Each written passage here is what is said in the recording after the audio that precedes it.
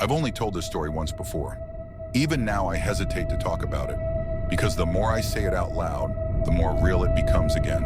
And believe me, I spent years trying to convince myself it never really happened. But it did. This happened when I was 19. I was in college, living off campus in a small one-bedroom apartment. Nothing fancy, just a low-rent place about 10 minutes from campus. My parents helped cover part of it, and I worked nights at a local diner to pay for the rest. It was the first time I'd ever lived alone, and I honestly loved it. Or I thought I did. The apartment was quiet, too quiet sometimes. It was one of those old buildings from the 70s with paper-thin walls and creaky floors. My upstairs neighbor had a heavy step, and you could hear every little thing through the walls. But oddly enough, I never heard anything from the unit directly next to mine. Ever. It was like it was always empty or abandoned. But that didn't bother me at the time. I liked the silence. I liked the independence. I liked being alone. Until that night. It was a Thursday. I remember that because Thursday nights were always slow at the diner. I'd only worked a short shift, 5 to 9. I got home around 9:30, microwaved some leftover spaghetti, and ate on the couch while watching TV. Nothing felt off at first.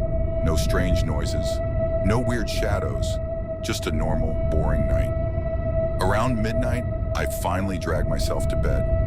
I always left a lamp on in the corner. I didn't like total darkness, especially in a place that old.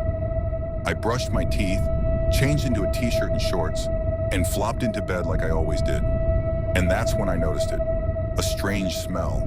It wasn't strong, but it was off, like a mix between mildew and old pennies.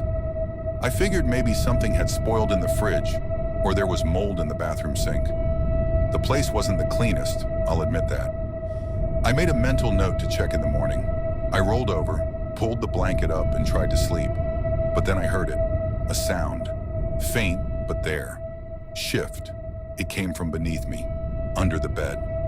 I froze. At first I thought maybe it was the bed frame creaking under my weight, but then I felt it. Something shifted again. Not the mattress. Something below it. And then silence. My heart started to race. I laid perfectly still, trying to tell myself it was nothing. Maybe I had a mouse or a raccoon or something under the floorboards. That weird smell, maybe that was a dead rat or old pipes leaking. But something felt wrong. I slowly leaned over the side of the bed, reached for my phone on the nightstand, and turned on the flashlight. I pointed it down at the floor, and I swear to God, for just half a second, I saw eyes, human eyes, reflecting the light. And then they were gone. I dropped the phone. It bounced under the bed, and I couldn't move. There's a kind of fear that paralyzes you. It's not panic. It's the realization that your brain doesn't know what to do. It can't compute what's happening, because what's happening doesn't make sense. That's what I felt. Total blankness, cold sweat. I didn't even scream. After what felt like hours, I rolled slowly out of bed, on the side furthest from the edge. I crawled across the mattress, grabbed a heavy glass of water I'd left on the nightstand, and held it like a weapon. I didn't check under the bed. I couldn't. I grabbed my jacket and keys and just ran out of the apartment barefoot. I got in my car and drove straight to my friend Marcus's place. I didn't even call him, just pounded on his door until he let me in. I slept on his couch that night, if you could call it sleep. The next morning, in the daylight, everything felt different. I drove back to my apartment, trying to convince myself I imagined it. Maybe it was a dream. Maybe I was just overworked, overtired. I'd been pulling double shifts and barely sleeping that week. I kept telling myself that as I walked back inside, the place looked normal. Nothing was out of place. The weird smell was still there, though. Stronger now. It was definitely coming from the bedroom. My phone was still under the bed. I got a broom and tried to nudge it out without getting too close. After a few tries, I managed to pull it out. The screen was cracked from the drop, but it still worked. There were no missed calls, no messages. Just one thing, a photo, taken at 12:48 a.m. while I was asleep.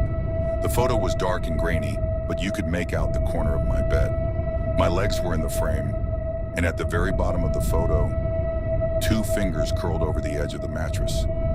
I moved out that same day, didn't even wait for my lease to end. I grabbed the essentials, clothes, laptops, and books, and left the rest behind. Told the landlord there was a break-in, that I didn't feel safe. I never went back. I never found out who or what was under the bed that night. But sometimes when I'm alone in a hotel room or staying somewhere unfamiliar, I'll wake up in the middle of the night and feel like I'm being watched. And I always check under the bed now. Always.